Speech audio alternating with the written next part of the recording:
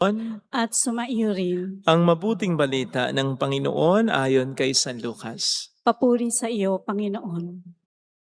Noong panahong yon, pinalayas ni Jesus ang isang demonyong sanhi ng pagkapipi ng isang lalaki. At ito'y nakapagsalita na mula noon. Nang kilala sa mga tao, ngunit may ilan sa kanila na nagsabi, si Beelzebul, na prinsipe ng mga demonyo, ang nagbigay sa kanya ng kapangyarihan magpalayas sa mga demonyo. May iba namang nais siyang subukin kaya't nagsabi, magpakita ka ng kababalaghang magpapakilala ng Diyos ay sumasa iyo. Ngunit batid ni Jesus ang kanilang iniisip. Kaya sinabi sa kanila, babagsak ang bawat kahariang nahati sa magkakalabang pangkat at mawawasak ang mga bahay roon. Kung maghimagsik sa Satanas laban sa kanyang sarili, paano mananatili ang kanyang kaharian? Sinasabi ninyong nagpapalayas ako ng mga demonyo sapagkat binigyan ako ni Beelzebul ng kapangyarihang ito. Kung ako'y nagpapalayas ng mga demonyo sa pamamagitan ni Beelzebul, sino naman ang nagbigay ng kapangyarihan sa inyong mga tagasunod na makagawa ng gayon? Sila na rin ang nagpapatunay na maling-mali kayo. Ngayon, kung ako'y nagpapalayas ng mga demonyo sa pamamagitan ng kapangyarihan ng Diyos, nangangahulugang dumating na sa inyo ang paghahari ng Diyos.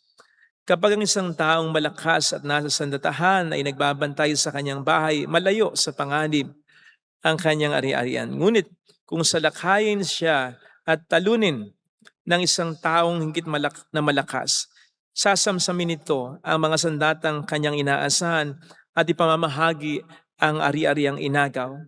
Ang hindi panig sa akin ay laban sa akin at nagkakalat ang hindi tumutulong sa aking mag-ipon.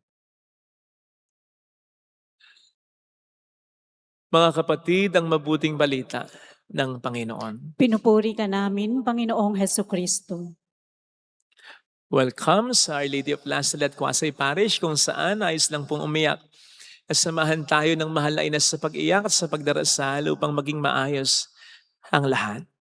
Isa po sa pinakamahirap kapag tayo may laban ay kapag hindi natin alam kung sino o nasaan ang kalaban. Halimbawa na lang po itong pagkapatay sa Supreme Leader ng Iran. Alam niyo po ba na kahit among themselves, ang mga Iranian officials ay may pagdududa? O nandun na rin ang pag-iingat talaga? So much so na kapag may meeting daw ang mga top officials ng Iran, binablindfold yung iba sa mga yan para hindi nila alam kung saan sila magmi-meeting. Aalis lamang ang blindfold kapag nandoon sila sa lugar na pagpupulungan. Ganun sila, ka-paranoid. Akalain mong nakalusot pa rin na may nag-espiya para matunton kung nasaan yung supreme leader nila at iba pang mga top officials para mapasabugan ng bomba ng Israel at ng Amerika. Sinasabi po na naging very much instrumental sa pagkapatay ng supreme leader ng Iran, ang mga, syempre, intelligence. Pero nandyan din yung mga galamay ng Amerika, lalong-lalo na ng Israel, na nagpanggap bilang kakampi ng Iran. Kalain niyo yun, isang makapangyarihang pinuno sa loob mismo ng makapangyarihang kaharian niya, napatay pa rin. Ganon talaga kahirap kapag hindi mo alam kung sino o kung nasaan ang iyong kalaban. Sinabi ko po ito sapagkat itong isa sa mga sinasabi sa atin ng ating Panginoon sa Ebanghelyo. Sa Ebanghelyo, inakusahan siya ng mga tao na nagpapalayas ng demonyo sa pamamagitan din ng demonyo.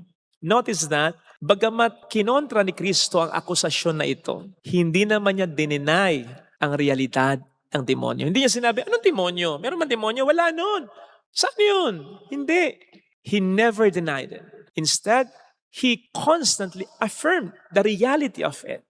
Jesus presented the devil not as an abstraction, but a reality to be overcome.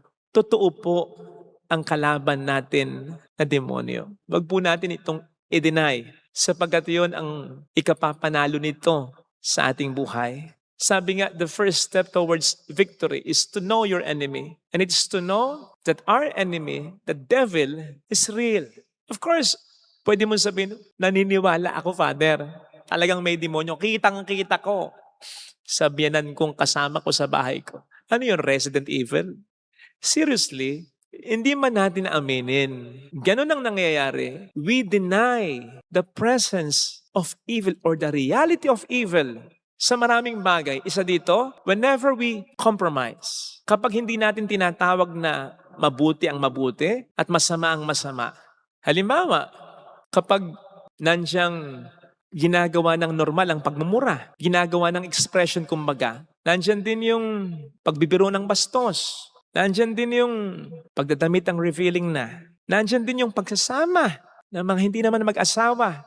Ino-normalize natin ito. Na para bang sinasabi natin na okay na, mabuti na, sapagkat marami nang gumagawa eh. Nagugulat nga po ako sa mga nangumpisal ngayon na nakikipag-live-in. Nagugulat ako sapagkat ang kinukumpisal nila ay hindi naman yung pagiging o pakikipag-live-in nila eh. Kundi yung ibang mga kasalanan nila. Sabi mo, may kinakasama ka, hindi kayo kasal. Hindi ba yun kasalanan para sa'yo? Ang daming gano'n na parang nagugulat pa, nakasalanan pala yung ginagawa nila. Nakakagulat din kung minsan na ang ilang mga magulang na sinusuportahan ang kanilang anak kahit na ang gusto ng kanilang anak ay maliwanag na against the will of God. And then they will call it love. Pagmamahal ba yung hindi mo ginagabayan ang anak mo ayon sa turo ng Diyos, hindi ayon sa gusto ng mundo. But of course, iba yung binabawal mo pero ayaw pa bawal sa'yo. Matitiis mo ba? Siyempre, pairalin mo pa rin ang pagiging nanay, ang pagiging tatay, pagiging magulang mo kaysa itakwil mo, kaysa palayasin mo. Tatanggapin mo pa rin, pero pahalalahan mo pa rin na mali yung ginagawa niya. Patiently, lovingly. That's love. Yun ang pagmamahal. Iba yun sa una pa lang sinusuportahan mo na. Go anak, express yourself. Kung saan ka masaya? Saan makikita yun sa Biblia? Kung saan ka masaya? Hindi love yun. Pangungonsinti yun. And on your part, malaki din kasalanan sa Panginoon yun. Isaiah 5:20, woe to those who call evil good and good evil. Kawawa kayo. Yun ang sabi ng Panginoon. Lagi nating kinakatwiran ay yung mapagmahal ang Diyos. Lagi nating kinakatwiran yung kung saan ka masaya. Lagi natin kinakatwiran na yung wala naman tayo ignaargabyadong tao. Tama naman ang lahat ng ito, pero huwag natin kakalimutan na hindi lahat okay sa Diyos bagamat mapagmahal siya. May mga ipinagbabawal siya. Huwag natin kakalimutan na okay talagang maging masaya. Pero sa mabuting paraan. Sa kabutihan, hindi sa kasalanan.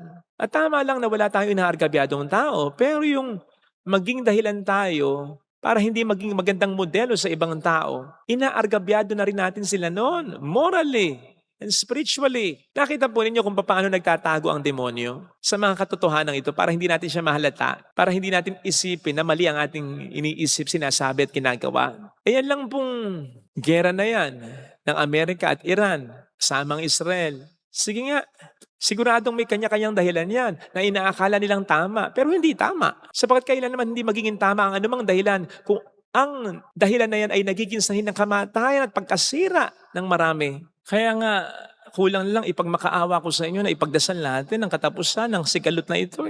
Dahil walang ibang may pakana nito kundi ang demonyo. At kung ang may pakana nito, at sigurado ang may pakana nito ay ang demonyo. Kaya nga yun ang sabi ng ating Panginoon sa ating Ebanghelyo, ini-insinuate niya na hindi po pwedeng siya'y maging alagad ng demonyo kasi nga siya ay lumalaban sa demonyo.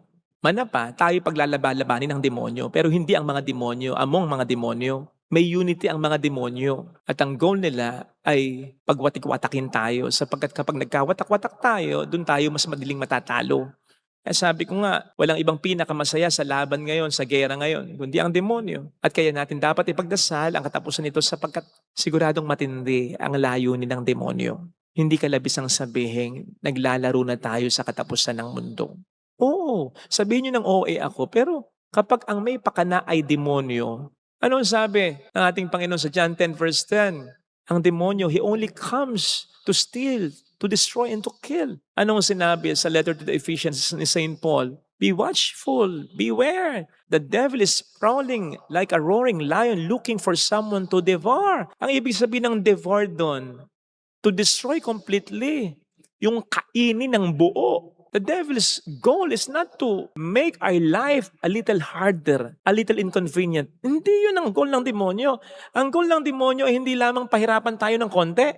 Ang goal ng demonyo is our total destruction. Kaya nga sabi ko sa inyo, ipagdasal natin na matapos na ito. Dahil nagtatago lang ang demonyo sa mga kung ano-ano mga dahilan ng Amerika, ng Israel o ng Iran na yan. Na para bang hindi natin re-recognize ang demonyo ang may pakana ng lahat ng yan.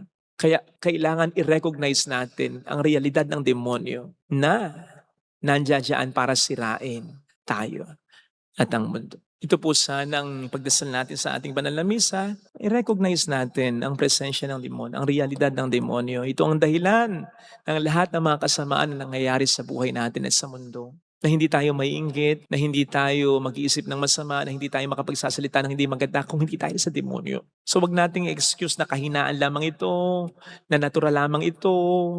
Naku, kumikilos ang demonyo. Kapag hindi natin i-recognize ang presensya ng demonyo, we won't wear the armor of God. Di ba yung sinasabi sa Bible, may armor of God na ipinapasuot sa atin. Hindi mo kasi isusuot yung armor kung alam mo wala namang kalaban. Nandiyan yung kalaban eh. Laging nandiyan ang demonyo. We are constantly in a battle. Kaya lagi nating isuot yung armor ng katotohanan, yung armor ng righteousness, yung armor of salvation, your armor of wisdom, your armor of fortitude, the armor of the Word of God, yung armor na ibinibigay ng panalangin. Dahil traidor ang demonyo, huwag nating akalaing wala siya sapagkat mas lalong lumalakas ang kapangyarihan niya whenever we don't recognize His reality. Ito sana ang hiling nating biyaya sa ating banal na pagdiriwang. Ilagay natin ang ating kanang kamay sa tapat ng ating puso.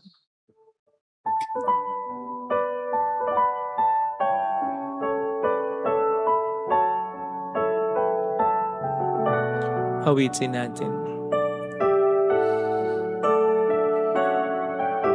Alam kong may magagawa ang Diyos.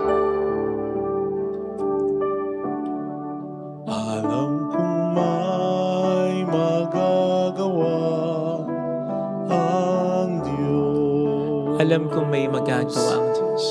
Alam kong may magagawa ang Diyos. Kung ako'y magtatapat, Kung ako'y magtatapat sa Kaniya'y maglilingkod. sa Kanya'y maglilingkod. Alam kong may magagawa ang Diyos. Kung may magagawa ang Diyos. Alam kong diringhin ng Diyos ang sama Alam kong diringgin sapagkat anak niya. ang samo ko. Alam kong diringhin ng Diyos ang sama Alam kong diringgin ang Diyos sapagkat mahal niya. ang samo ko. Kung ako'y magtatapat, Kung ako'y magtatapat sa Kaniya'y maglilingkod. sa Kanya'y maglilingkod. Alam kong diringhin ng Diyos ang sama. Kung diringgin ang Diyos Pumikit tayo. ang samo ko. Panginoon, tulungan mo kong maniwala sa katotohanan ng kalaban. Na nandiyan siya, siyang dahilan kung bakit nalulungkot ako, natatakot, nakapag-iisip, nakapagsasalita ng hindi maganda. Siyang dahilan kung bakit may karamdaman, kung bakit may sigalot, kung bakit may kamatayan, kung bakit may pag-aaway-away. Tulungan mo po akong maniwala na hindi ito natural. Ito ay manifestation ng mga nangyayaring supernatural, ng realidad ng demonyong nandiyan at naghihintay ng pagkakataon para sirain ako, para ilayo ako sa iyo. Tulungan mo po ako, Panginoon, na maging conscious ganito upang hindi ko siya bigyan ng pagkakataon sa buhay ko. Mayroong magandang mangyayari sa iyo. Unahan mong lagi ang diablo. Kung lalapit ka kay Jesus sa grasya ng Diyos, labanan mong lagi, tikisin mong lagi, huwag mong pansinin lagi, huwag mong entertainin lagi. Mayroong magandang mangyayari sa iyo. Lagi mong iisipin na may demonyo na laging naghahanap ng ikasisira mo. Always wear the armor of God, the protection of God, the love of God. Always pray. Always do the will of God. Huwag mo siyang papopormahin sa buhay mo. Papuri sa Ama, sa Anak, sa Espiritu Santo. Kaparanan sa unang-una, ngayon, magpakailanman, at magpasawalang hanggan. Amen. Pag-aalay.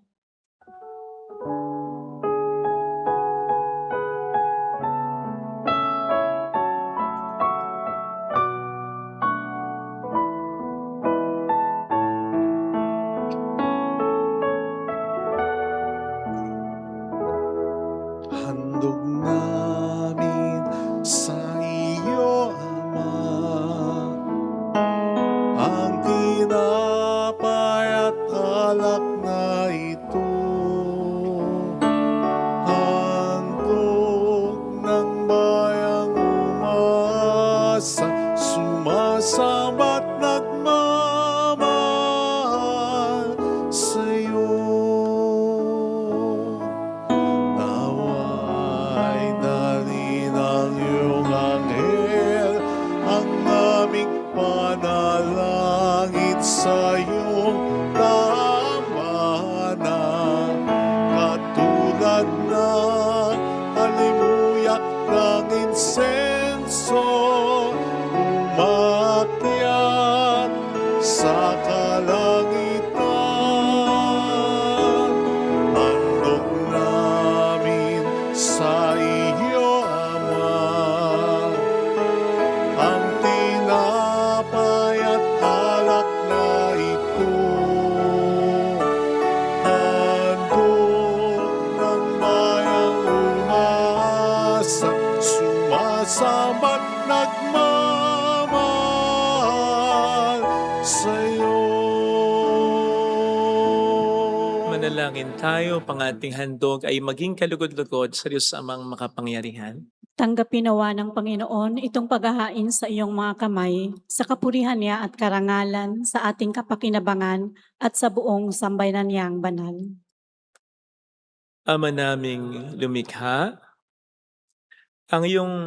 upang iyong kalugdan ng aming mga alay, talisayin kami sa lahat ng kasalanan, at huwag mong ipahintulot na kami masilaw ng kinang na mga huwad na kaligayahan, kundi taguyod mo kami ng aming makamtan ang iyong pangakong kantimpalang lantay, sa pamamagitan ni Jesucristo, kasama ng Espiritu Santo magpa sa walang hanggan.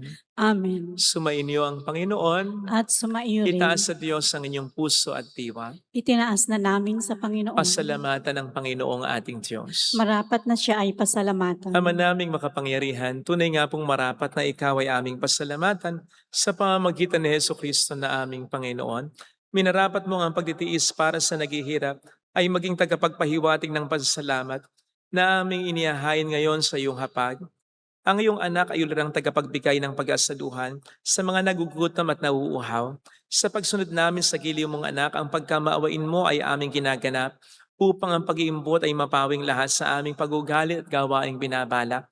Kaya kaisa ng mga anghel na nagsiawit ng papuri sa iyo ng walang humpay sa kalangitan, kami nagbubunyi sa iyong kadakilaan. Santo, Santo, Santo, Panginoong Diyos ng mga hukbo, napupuno ang langit at lupa ng kadakilaan mo, o sana sa kaitaasan. Pinagpalang na paririto sa ngalan ng Panginoon, o sana sa kaitaasan. Ama naming banal, ikaw ang bukhal ng tanang kabanalan.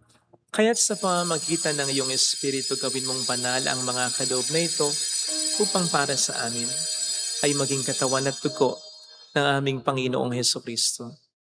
Bago niya pinagtiis ang kusang loob na maging handog, hinawakan niya ang tinapay, pinasalamatan kaniya, pinaghati-hati niya iyon, iniabot sa kaniyang mga alagad at sinabi, "Tanggapin ninyong lahat ito at kanin. Ito ang aking katawan na iahandog para sa inyo."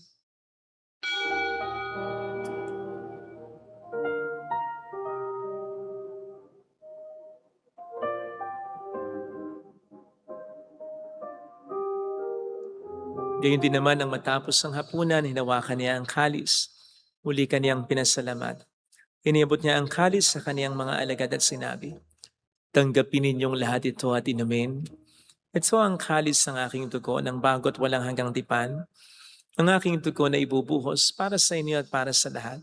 Sa ikapagkapatawad ng mga kasalanan, gawin niyo ito sa pag-alala sa akin."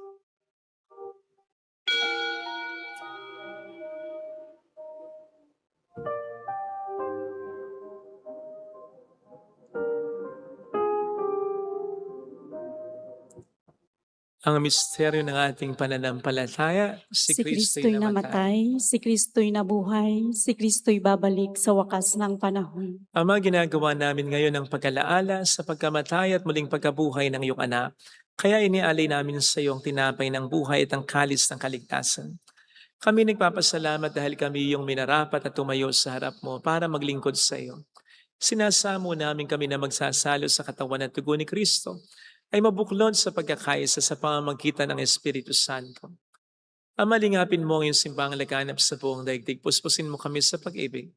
Kaysa ni Leon na aming Papa, ni Dennis na aming Obispo at ng Tanang Kaparian, alalahanin mo ang mga kapatid naming nahimlay nang may pag-asang sila'y muling mabubuhay, lalo ng aming mga ipagdarasal.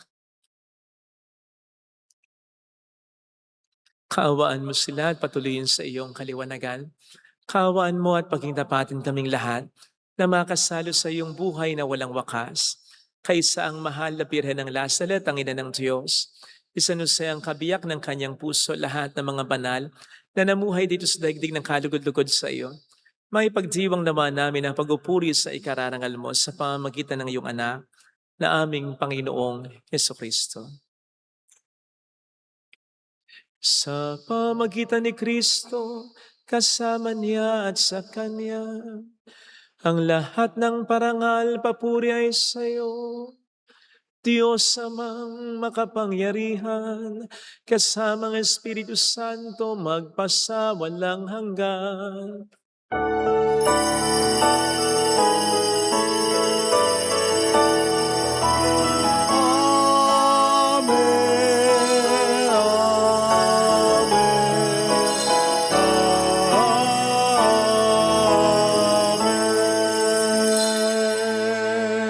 Tumawag tayo sa Ama.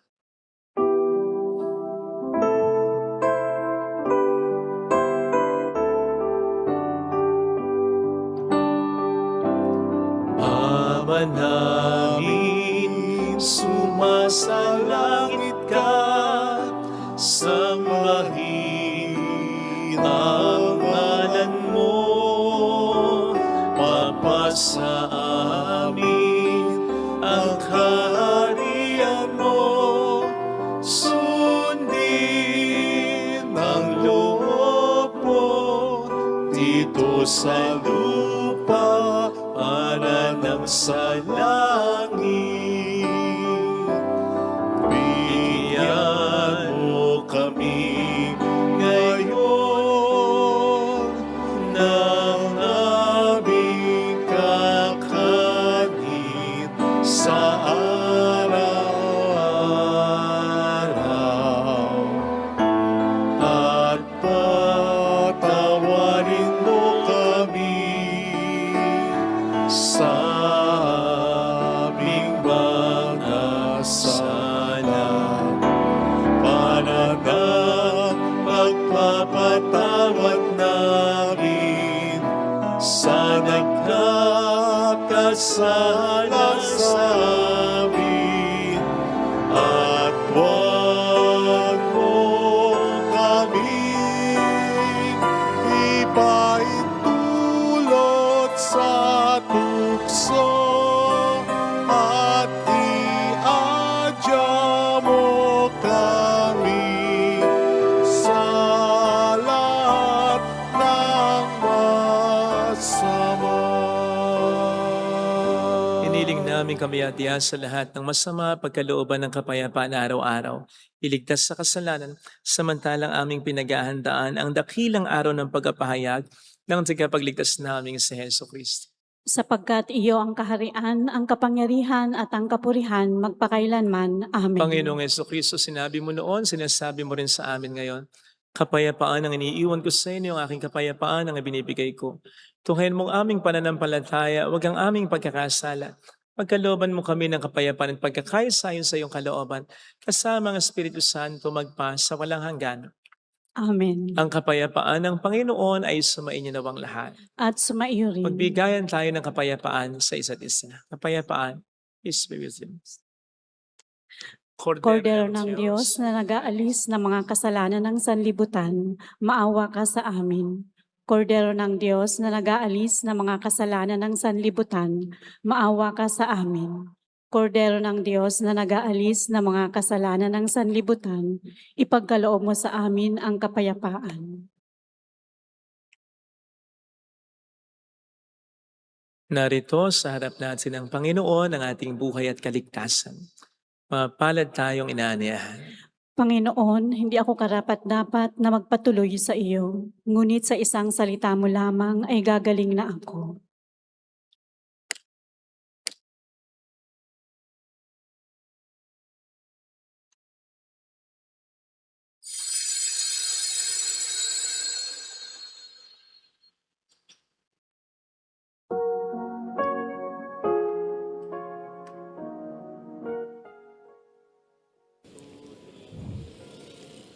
Panalangin para sa espiritual na pakikinabang. Panginoong Hesus, ako ay naniniwala na ikaw ay nasa kabanal-banalang sakramento.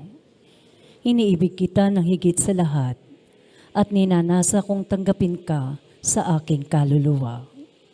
Sapagkat sa mga sandaling ito, hindi kita matatanggap sa sakramento. Tumuloy ka sa espiritu sa aking puso. Niyayakap kita na parabang naririto ka na. Inaalay ko ng buong buo ang aking sarili sa iyo. Huwag mong hayaang mawalay ako sa iyo. Amen. Durusa, sino ang susundin ng aking damdamin? O Jesus na nagalay ng buhay na banal, bigyan mo ako ng pagkakataon, ialay ang aking pagbabago. Buhay na dakila, ito ang hiling ko, sabihin mo lamang at susunod ako. Bigyan mo ako ng pagkakataon, ialay ang aking pagbabago. Buhay na dakila, ito ang hiling ko, sabihin mo lamang, sabihin mo lamang, sabihin mo lamang, at susunod ako.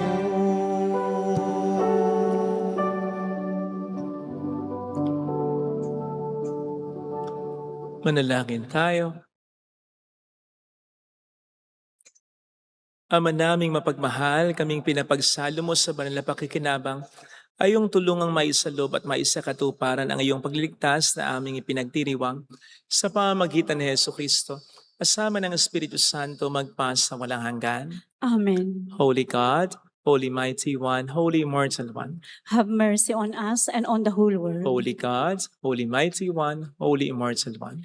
Have mercy on us and on the whole world. Holy God, Holy Mighty One, Holy Immortal One. Have mercy on us and on the whole world. Jesus, King of Mercy, We trust in you. alalahanin. Alalahanin, o mahal na Birhen ng Lazaret, ina ng pag-asa. Ikaw ang nagpaalala sa aming magbalik loob sa Ama. Ito ang nagpapatunay na ang kagandahang loob mo'y nanatiling busilak. Sa pag-aaruga mo sa amin, tungkulin mo'y tinupad. Sa paanan ni Kristo'y itinuring mo kaming mga tunay mong anak. Kaya ninais mong ni Isay huwag mapahamak. Maging sa iyong walang tigil na pananalangin, pati luhay pumatak. Huwag namang mawala ng saysay ang iyong paghihirap.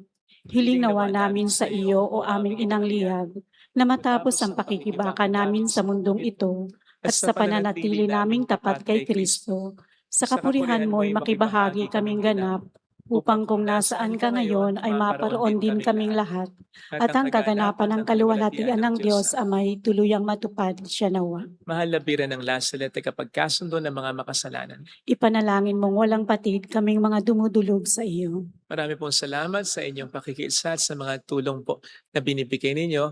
Nagiging dahilan para makatulong din po tayo sa iba, lalong-lalo na sa mga nangailangan talaga. Salamat po sa tiwala and we assure you that we are helping others, especially those in need. Thank you. Sumainyo ang Panginoon. At sumaiyo rin. Pagpalain kayo sa mga ating pamilya na mapagmahal na Diyos ng Ama at ng Anak at ng Espiritu Santo. Amen. Umayo tayo sa kapayapaan ni Kristo. Salamat sa Diyos. Salamat din po.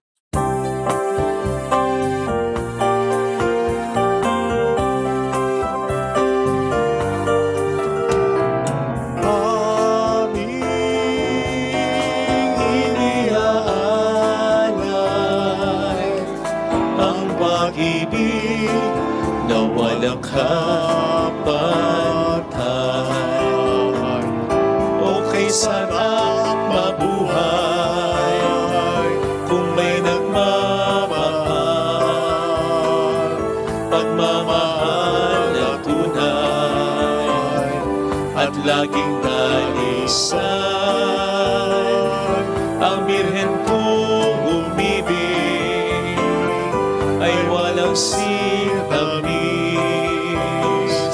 Pagsintang sa kalinis sa'yo hanggang langit.